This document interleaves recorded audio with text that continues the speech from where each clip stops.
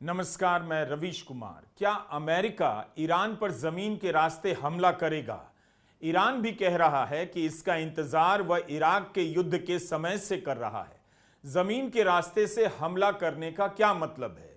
क्या अमेरिका ने यह समझ लिया कि हवाई हमलों से ईरान को नहीं तोड़ा जा सकता है? ईरान के पास भले ही ताकतवर वायुसेना नहीं है, लेकिन उसके पास मिसाइलों की ऐसी सेना है कि केवल उसी के दम पर वह फाइटर प्लेन से लैस अमेरिका और इसराइल के छक्के छुड़ा रहा है। एक बात आपने नोट की होगी, पिछले साल जून में B-2 बॉम्बर की कितनी कहानी मीडिया में चली, उस लड़ाकू विमान की मारक क्षमता को लेकर कितना कुछ लिखा गया। इस बार F-15, F-35 की भी खूब चर्चा हुई, लेकिन क्या आपने सुना कि F-35 ने ईरान में कोहराम मचा दिया है? खबर तो यही आई कि कुवैत के साथ दोस्ताना फाइट में अमेरिका के 3 F-15 विमान खाक हो गए। आपने भी कई खबरें देखी होंगी, लेकिन क्या आपको इन खबरों में अमेरिका के लड़ाकू विमानों की दहशत की कोई चर्चा सुनाई देती है? अमेरिका का एयरफोर्स तब फिर क्या कर रहा है? क्यों हेडलाइन में ईरान की मिसाइलों का जलवा है? कई रिपोर्ट में दावा किया गया है कि ईरान ने अमेरिका के महंगे सैनिक अड्डों को ठीक ठीक बर्बाद कर दिया है और इससे अमेरिका को अरबों डॉलर का नुकसान हो गया है। ट्रंप के बयान से लगता है कि वे ईरान के बारे में समझना नहीं चाहते और क्या कह रहे हैं उन्हें पता भी नहीं। ट्रंप ने कहा है कि ईरान के साथ बिना शर्त सरेंडर के अलावा कोई डील नहीं होगी। उसके बाद शानदार नेताओं को चुना जाएगा। हम और हमारे साथी मिलकर ईरान को बर्बादी की कगार से वापस लाने के लिए काम करेंगे। हम ईरान को आर्थिक रूप से और बड़ा, और बेहतर और शक्तिशाली बनाएंगे। ईरान का भविष्य शानदार होगा। Make Iran great again. इसी से लगता है ट्रंप ईरान के बारे में जानना नहीं चाहते, उसकी वास्तविकता से दूर हैं, जिसने कहा है कि अमेरिका के साथ अब बात नहीं होगी। सरेंडर की बात तो दूर है। अमेरिका के युद्ध सचिव पीट हेग्सेथ कह चुके हैं कि एक हफ्ते से कम समय में वे ईरान के एयर स्पेस पर पूर्ण कंट्रोल पा चुके होंगे।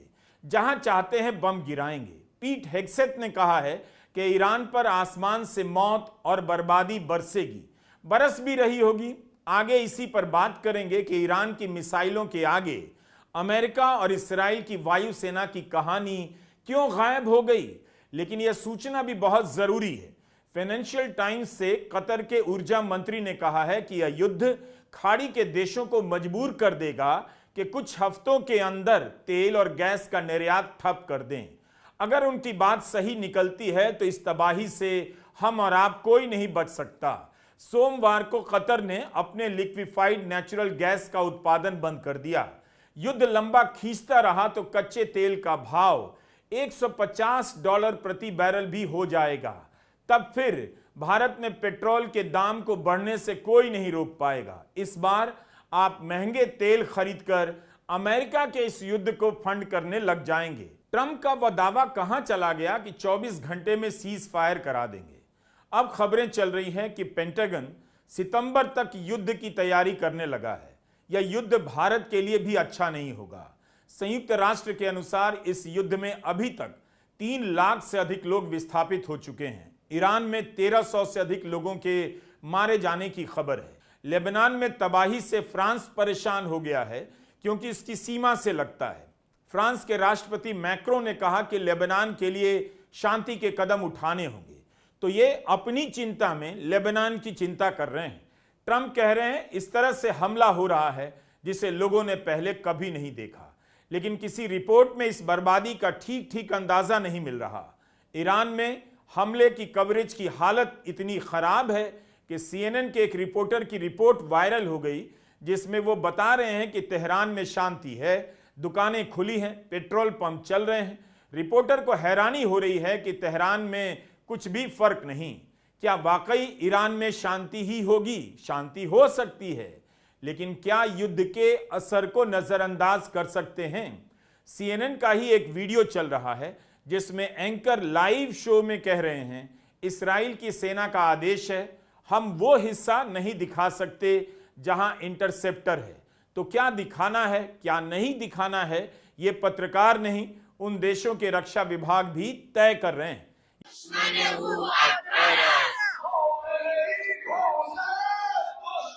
यह कौम शहर का वीडियो है। ईरान का बहुत ही पवित्र शहर माना जाता है। जुम्मे की नमाज के बाद हजारों की संख्या में लोग सड़कों पर निकले हैं और अमेरिका के खिलाफ नारे लगा रहे हैं, अमेरिका को शैतान बता रहे हैं। इन तस्वीरों से आप कह सकते हैं कि ईरान के लोग कितने बहादुर हैं। उन्हें पता है कि आसमान से कभी भी अमेरिका और इसराइल बम बरसा सकते हैं। इसके बाद भी लोग सड़कों पर निकल रहे हैं। अल जजीरा ने रिपोर्ट किया है कि इसराइल ने कौम के लोगों को चेतावनी दी है कि वे इंडस्ट्रियल एरिया खाली कर दें, वहां हमला होगा। ईरान की यही बात हैरान कर रही है कि जिस देश के खिलाफ दुनिया के सारे ताकतवर देश एकजुट हो गए हैं, वह देश कैसे अकेले लड़ रहा है और वहां की जनता सड़कों पर निकल आती है। कौम में रहने वाले एक भारतीय जमीर ने हमारे लिए यह रिकॉर्ड कर भेजा है। हम लोग इस वक्त कुंभ में हैं, नमाज जुमा खत्म हुई है, लाखों की तादाद में यहाँ पर लोग मौजूद हैं, ये बताने के लिए कि हम अमेरिका और इसराइल से डरते नहीं हैं। कह रहे मी जंगी मी मीरी साजिश ने मी पजीरी, यानी हम लड़ेंगे, हम मरेंगे, लेकिन कभी भी हम जालिम के सामने झुक नहीं सकते। ये देखें, हजारों की तादाद में जहां तक आपकी नजरें जाएंगी, आपको सिर्फ लोग ही लोग नजर आएंगे, ये बताने के लिए कि हम अमेरिका और इसराइल से डरते नहीं है। हजारों की तादाद में यहाँ लोग मौजूद हैं। जंग है, लेकिन ये लोग कह रहे हैं कि हम जंग से नहीं डरते, हम अपनी कौम, अपनी मिल्लत के साथ हैं। इमाम हुसैन के मानने वाले हैं, करबला के मानने वाले हैं। कभी भी सर झुक नहीं सकता, सर कट सकता है लेकिन झुक नहीं सकता। भारत के टीवी चैनलों पर खबरें कम हैं, मिसाइलों के एनिमेशन ज्यादा हैं। युद्ध कहीं भी हो, कभी भी हो, लगता है हर बार वही मिसाइलें चलने लगती हैं। इस युद्ध का चेहरा ईरान की मिसाइलें हैं। गोदी चैनलों के कवरेज की सबसे अच्छी बात है कि रिटायर लोगों को एक्सपर्ट के रूप में राय देने का काफी मौका दिया जाता है, जिससे उनका टाइम ठीक ठाक कट जाता होगा, वरना ये लोग अपने मोहल्ले में झगड़ा कराने लग जाते। जिस देश की सरकार इस युद्ध को लेकर प्रेस कॉन्फ्रेंस नहीं करती, उस देश में राय देकर ये एक्सपर्ट शून्य भरने का काम कर रहे हैं। भारत के सूचना प्रसारण मंत्रालय ने 4 हफ्तों के लिए रेटिंग पर रोक लगा दी है। रेटिंग एजेंसी बार्क को बाकायदा आदेश दिए गए हैं। इस आदेश पत्र में सूचना एवं प्रसारण मंत्रालय ने कहा है कि कुछ चैनल सनसनी फैला रहे हैं। इसके कारण मध्य पूर्व के देशों में रहने वाले लोगों के परिवारों के बीच, जो भारत में हैं, घबराहट फैल सकती है। इसलिए बार्क को आदेश दिया गया है कि रेटिंग का प्रकाशन ना हो। क्या रेटिंग के प्रकाशन नहीं होने से गोदी मीडिया अपनी आदत छोड़ देगा? ईरान के पास कितनी मिसाइलें हैं, अमेरिका के पास कितने इंटरसेप्टर हैं, इसे लेकर कई सारी रिपोर्ट छप रही हैं। ब्लूमबर्ग की रिपोर्ट कहती है कि मिसाइल इंटरसेप्टर की कमी हो गई है। इसे लेकर अमेरिका और यूरोपियन यूनियन के देश परेशान हैं। यूक्रेन और मध्य पूर्व के देशों में इंटरसेप्टर का इस्तेमाल बहुत ज्यादा हो रहा है, क्योंकि ईरान मिसाइलों से हमला कर रहा है। इंटरसेप्टर की कमी की यह खबर अमेरिका के लिए अच्छी नहीं। इतनी जल्दी इंटरसेप्टर नहीं बन सकते और इसकी भरपाई नहीं हो सकती। सीबीएस न्यूज चैनल पर पत्रकार और एक्सपर्ट बात कर रहे हैं कि गल्फ देशों के पास इंटरसेप्टर खत्म हो रहे हैं और अमेरिका से मदद नहीं मिल रही। इस रिपोर्ट के मुताबिक खाड़ी के देश चाहते हैं कि जल्द से जल्द युद्ध समाप्त हो जाए। ईरान अपने स्टॉक पाइल बचा रहा है और बढ़ा भी रहा है, और उसके लिए यह अच्छा है कि युद्ध देर तक चले, क्योंकि रिजीम के लिए जीतने के लिए सिर्फ इतना जरूरी है कि इस युद्ध से जिंदा बच जाए। उतना भी हो पाया तो ईरान के लिए यह जीत है। वॉशिंगटन पोस्ट ने रिपोर्ट किया है कि अमेरिका के प्रिसीजन म्यूनिशन और एयर डिफेंस इंटरसेप्टर तेजी से खर्च हो रहे हैं। कुछ ही दिन में उसे इस बात का चुनाव करना होगा कि पहले किस हमले को रोकना है। उधर ज़ेलेंस्की भी इस बहस में कूद पड़े हैं। कह रहे हैं कि अमेरिका और खाड़ी के देशों ने हमसे ईरान की शाहिद ड्रोन का जवाब देने के लिए मदद मांगी है, हमसे अनुभव साझा करने को कहा है। हमारे खुद के संसाधन कम हैं, लेकिन अगर रूस से 2 हफ्ते का युद्ध विराम मिल जाता तो हम मदद कर पाते। इस तरह से ग्लोबल मंच पर युद्ध खेला जा रहा है। एक युद्ध में लड़ने के बदले दूसरे युद्ध को रोकने की गुहार लगाई जा रही है। वो युद्ध जिसके बारे में ट्रंप कहते थे, मैं 24 घंटे में रूस और यूक्रेन का युद्ध रुकवा दूंगा। ईरान की रणनीति को लेकर विश्लेषण छप रहे हैं कि वो सुनियोजित तरीके से पहले एयर डिफेंस ठिकानों पर हमला कर रहा है। उसने दावा किया है कि यूएई में अमेरिका के third anti ballistic missile system के रेडार कंपोनेंट को ध्वस्त कर दिया है। जॉर्डन से खबर है कि ईरान ने अमेरिका के एक अहम मिसाइल इंटरसेप्टर पर हमला किया है। यहां दो सिस्टम के बीच जंग है, अमेरिका के एयर पावर की और ईरान की मिसाइल पावर की। ईरान चाहता है जितनी देर होगी मिसाइलों को रोकने की क्षमता कम होगी और उसे बढ़त मिलेगी। ऐसे दावे भी आने लगे हैं कि ईरान के नए मिसाइल हमले करने लगे हैं। ईरानी विश्लेषक कहते हैं कि उनके रेगिस्तानों में मिसाइलों के भंडार हैं, लेकिन क्या वह इन्हें लॉन्च कर पाने की हालत में रह पाएगा? अमेरिका और इस्राइल उसके सैन्य ठिकानों पर लगातार बमबारी कर रहे हैं। अगर लॉन्चर नहीं रहे तब मिसाइलों से जवाब कैसे दिया जाएगा? अमेरिका का सेंट्रल कमांड दावा कर रहा है कि उसने ईरान के आसमान पर कंट्रोल पा लिया है। इस्राइल कह रहा है उसने 6 बैलिस्टिक मिसाइलें लॉन्चर ध्वस्त कर दी हैं। व्हाइट हाउस में ट्रंप के लिए दुआएं हो रही हैं। काश ट्रंप के लिए पढ़ी जा रही दुआओं का असर कुछ ऐसा भी हो जाता कि उन्हें जंग की तबाही दिख जाती और वे रोक देते। ट्रंप ऐसा क्यों कर रहे हैं? नेतन्याहू इस युद्ध के समर्थन में बाइबिल की बात करते हैं, मुसलमानों और यहूदियों के बीच की धार्मिक लड़ाई का हवाला देते हैं। अमेरिका के मीडिया में इस तरह के लेख छप रहे हैं जो इस हमले को बाइबिल के अनुसार उचित ठहरा रहे हैं। उनके बीच बार बार ग्रेटर इस्राइल की बात होती है, जो एक धार्मिक कल्पना है कि ईश्वर का आदेश है कि इस्राइल अपनी सीमाओं का विस्तार करे। क्या ट्रंप इस तरह के मैसेज देना चाहते हैं? ईरान के खिलाफ अमेरिका में हमले का विरोध हो रहा है। कहीं ऐसा तो नहीं कि ट्रंप इस तरह के वीडियो से अपने लिए धार्मिक आधार पर समर्थन चाहते हों? ईश्वर का भय हर किसी को होना चाहिए, लेकिन दुनिया ऐसी हो कि किसी को भी बम का भय ना रहे। इतनी सी बात ट्रंप समझ जाएंगे, इसकी उम्मीद कभी नहीं करनी चाहिए। हमने इस वीडियो में उन खबरों का संकलन किया है जिनका संबंध युद्ध से है। आप यकीन नहीं करेंगे कि गजब गजब के दावे किए जा रहे हैं। झूठी खबरों का स्वर्ण युग आ गया है, इसलिए रनिंग कमेंट्री की तरह कवरेज से बचना चाहिए। डेक्कन हेरल्ड की इस खबर से काफी कुछ समझा जा सकता है। अगर यह सच है तो इसराइल की बुद्धि पर हंसा जा सकता है। क्या वाकई ईरान ने जमीन पर हवाई जहाज की पेंटिंग बनाई है और उन्हें असली समझकर इसराइल बम बरसा रहा है? क्या आप कनाडा और ब्रिटेन के प्रधानमंत्री क्या कह रहे हैं इसमें वाकई दिलचस्पी रखते हैं? इनके बयानों से टीवी और अखबारों के पन्ने नाहक भरे हुए हैं, जबकि इनके बयानों का युद्ध में कोई रोल नहीं। कनाडा के प्रधानमंत्री कार्नी अपने उस भाषण की रक्षा करने में ज्यादा इंटरेस्टेड लगते हैं जिसमें उन्होंने इंटरनेशनल ऑर्डर की समाप्ति का ऐलान किया था और अमेरिका को सुना दिया। अब वही कार्नी अमेरिका के साथ खड़े नजर आ रहे हैं, मगर यह कहते हुए कि अफसोस भी है, यहां आम लोग मारे जा रहे हैं और जनाब अपने अफसोस को लेकर दुनिया के सामने विचारक बने हुए हैं। कार्नी ने कहा कि वे ईरान पर हमले का समर्थन करते हैं, मगर अफसोस के साथ ईरान का जो रिजीम है वो दुनिया के लिए खतरा है। लेकिन हम अफसोस के साथ पोजीशन ले रहे हैं कि मौजूदा टकराव है वो इंटरनेशनल ऑर्डर के बिखर जाने का एक और उदाहरण है। तभी मैंने कहा कि ये जनाब इंटरनेशनल ऑर्डर वाले भाषण को बचाने में लगे हैं। रिकॉर्ड के लिए इन्होंने इसराइल और अमेरिका की निंदा कर दी है कि दोनों ने अपने सहयोगियों को विश्वास में नहीं लिया, संयुक्त राष्ट्र से मंजूरी नहीं ली। ब्रिटेन के प्रधानमंत्री केयर स्टारमर ने कहा कि ट्रंप ने मध्य पूर्व को अराजकता में धकेल दिया है। उनकी यह बात तो ठीक है, लेकिन इस बात पर हंसी आएगी कि चाहे कितना भी दबाव हो, हम नैतिकता के साथ खड़े रहेंगे। क्या आपको लगता है कि स्टारमर नैतिकता के साथ खड़े रहेंगे, ट्रंप के खिलाफ चले जाएंगे?